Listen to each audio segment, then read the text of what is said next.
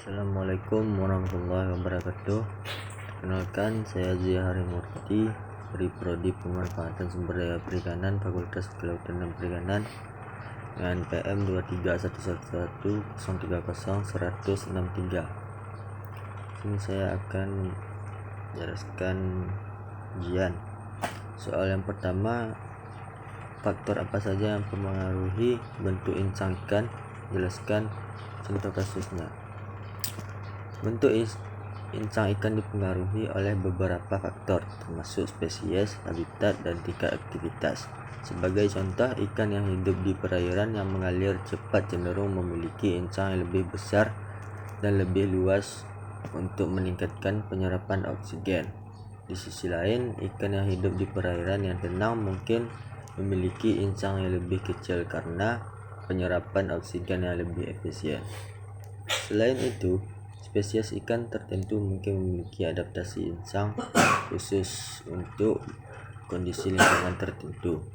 Spesies ikan lele yang memiliki insang yang lebih besar untuk memungkinkan pernapasan di perairan yang rendah oksigen. Yang kedua, mengapa kondisi insang dapat dijadikan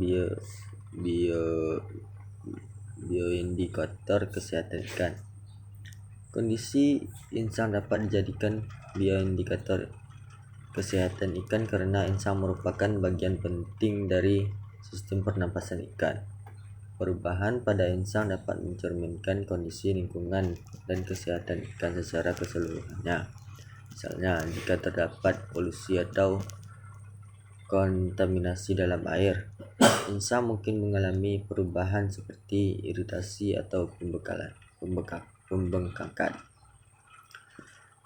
Yang ketiga, benarkah bentuk tulang dipengaruhi pola makan ikan? Jika benar, sebutkan contoh kasusnya.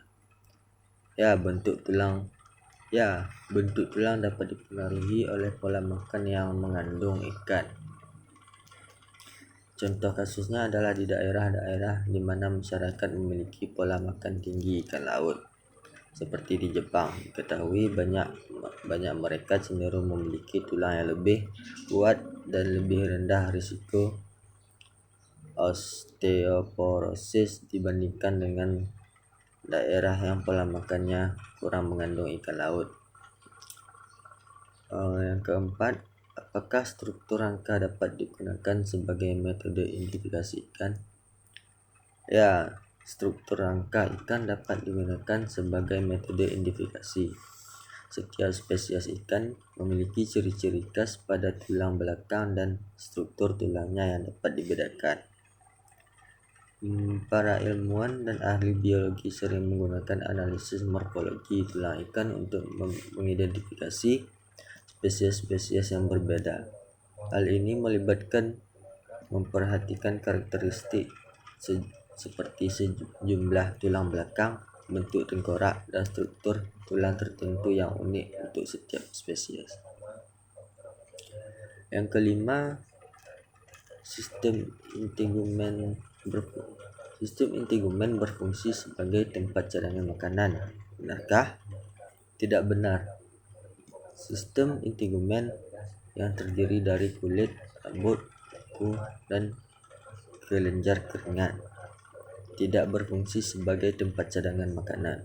Fungsi utamanya adalah melindungi tubuh dari bahaya eksternal, mengatur suhu tubuh, dan membantu dalam pengaturan cairan tubuh.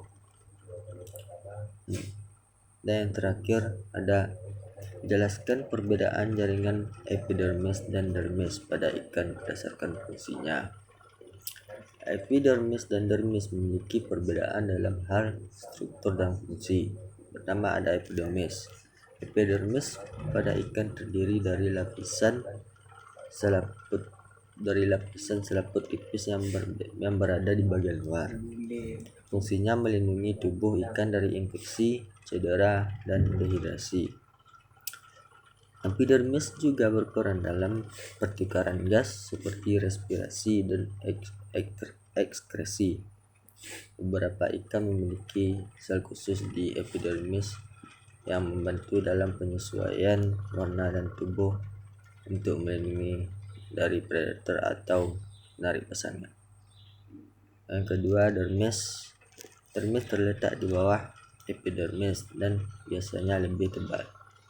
Fungsinya adalah memberikan dukungan struktural bagi tubuh ikan dan menyediakan tempat untuk melekatnya obat dan alat indera seperti sisik.